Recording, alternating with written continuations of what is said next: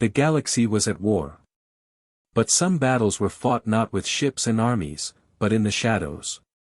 Humanity knew that if they were to survive, they had to wage a silent war, a war no one could see, but one that would reshape the galaxy.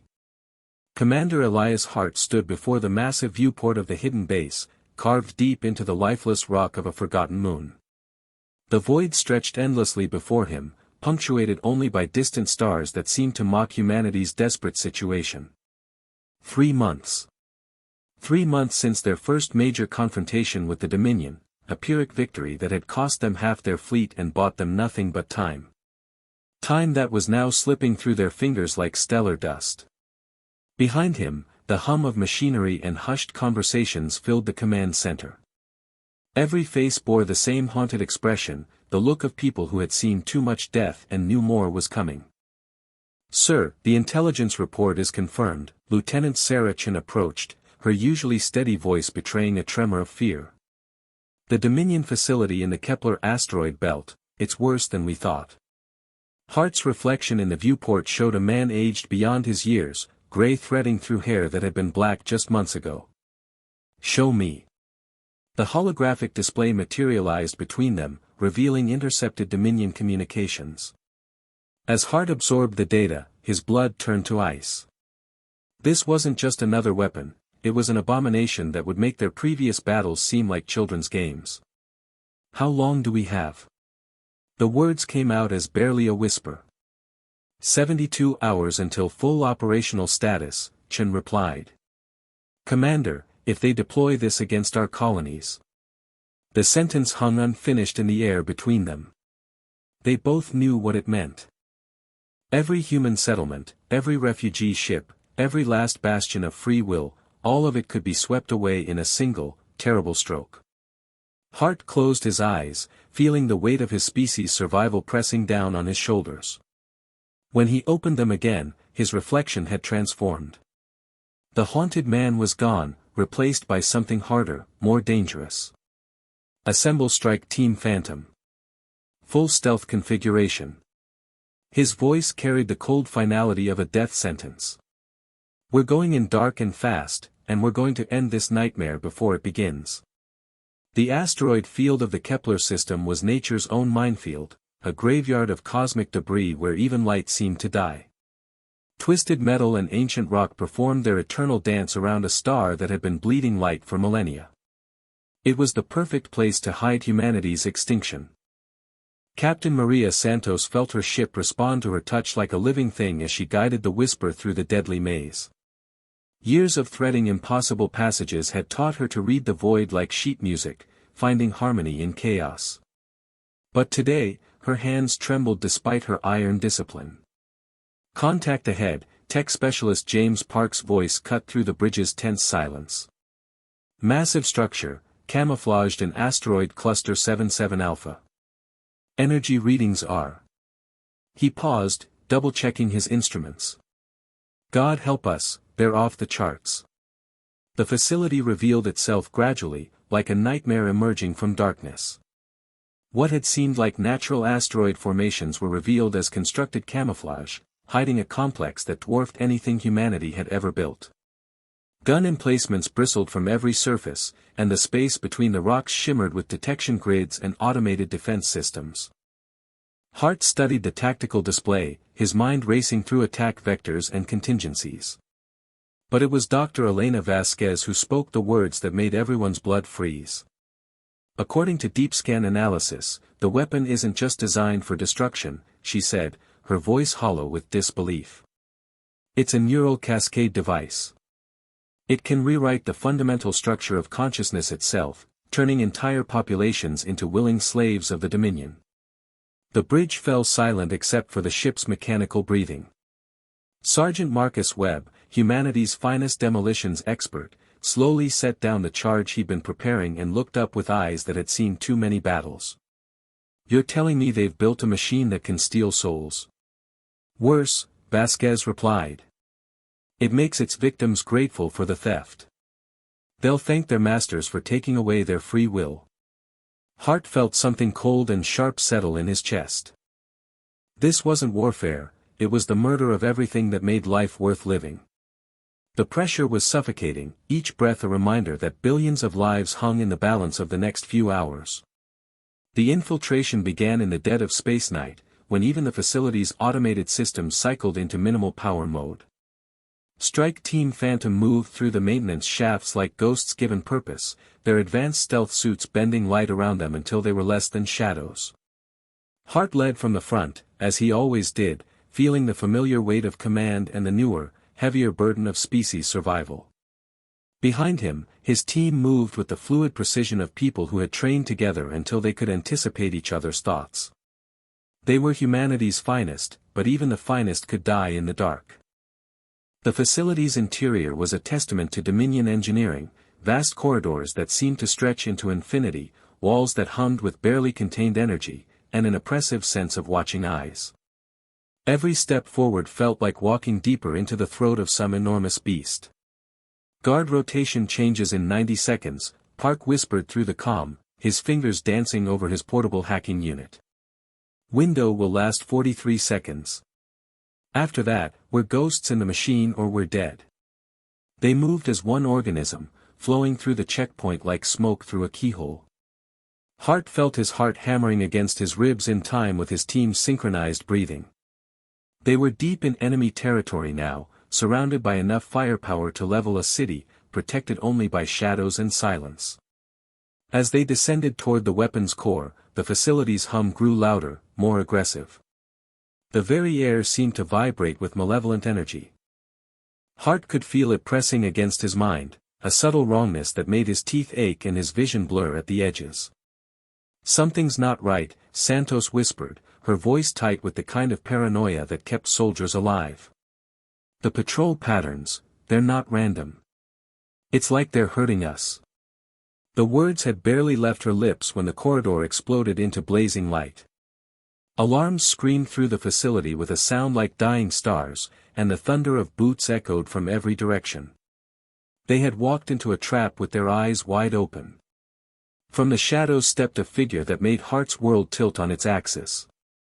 Lieutenant Commander David Pierce stood there in a Dominion uniform that gleamed like fresh blood, his smile carrying all the warmth of vacuum. "Hello, Elias," Pierce said, his voice carrying an alien cadence that made Hart's skin crawl. "The Dominion sends their gratitude. You've delivered their most wanted criminals directly into their hands." The betrayal hit harder than any physical blow. Pierce had been more than an officer, he'd been Hart's protege, the son he'd never had, the future of humanity's military leadership. Seeing him in enemy colors was like watching his own child's murder. "David," Hart's voice cracked like breaking glass. "Why?" Pierce's laugh echoed off the metal walls with crystalline cruelty. "Why resist perfection, Elias? I've felt the peace that comes with absolute order. The Dominion doesn't just conquer worlds, they perfect them. And you're standing in the way of paradise." The corridor filled with Dominion soldiers, their weapons trained with mechanical precision. But Hart's team hadn't survived impossible odds by accepting defeat. They were humanity incarnate, stubborn, desperate, and absolutely refusing to die quietly. "Webb!" Hart roared. The sergeant was already moving, his shaped charges finding their targets with the instinct of long practice. The explosion that followed wasn't meant to kill, it was meant to transform order into chaos. In the smoke and fire and screaming confusion, Strike Team Phantom scattered like startled wolves, each following escape routes burned into their memories through endless drilling. But the damage was already done. Their stealth was shattered, their mission compromised. Now it was a race between human desperation and overwhelming odds, and the finish line was extinction. Dr. Vasquez found herself alone in the facility's research sector, surrounded by horrors that made her stomach rebel. Laboratory after laboratory filled with subjects in various stages of neural reconstruction, beings that had once been sentient, now reduced to empty shells waiting for new programming. She forced herself to record everything, her hands shaking as she documented humanity's potential future. The weapon's true nature revealed itself in the data she gathered. It wasn't just a device, it was a living system that fed on consciousness itself, growing stronger with each mind it consumed. The Dominion hadn't just built a weapon, they'd created a digital plague that could spread across the galaxy at light speed. Meanwhile, Santos and Park had fought their way to the weapons core, a chamber that pulsed with energy that seemed to exist in dimensions human senses couldn't properly process.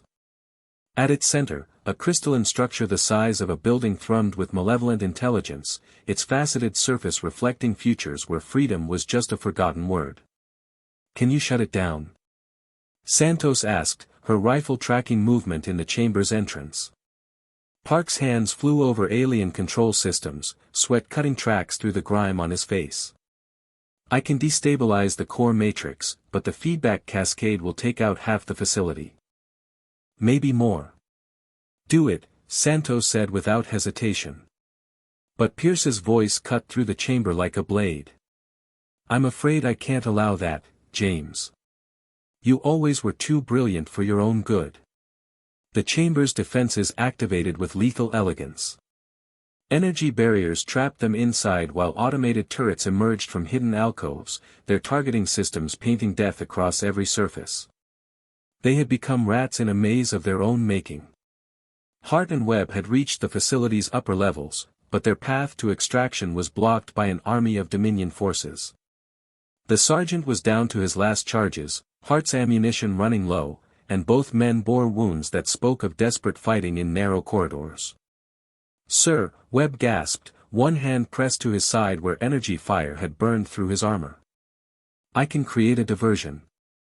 Give you and the others a chance to reach the ship." Hart knew immediately what his friend was proposing, and the knowledge hit him like a physical blow. "Marcus, no." Webb's smile was sad but determined. "Someone has to make it out, Commander. Someone has to warn them what's coming. What we found here, it's bigger than just this facility." Before Hart could stop him, Webb triggered every remaining explosive in his kit. The detonation tore through the facility's superstructure like the fist of an angry god, creating a massive breach that began venting atmosphere into space.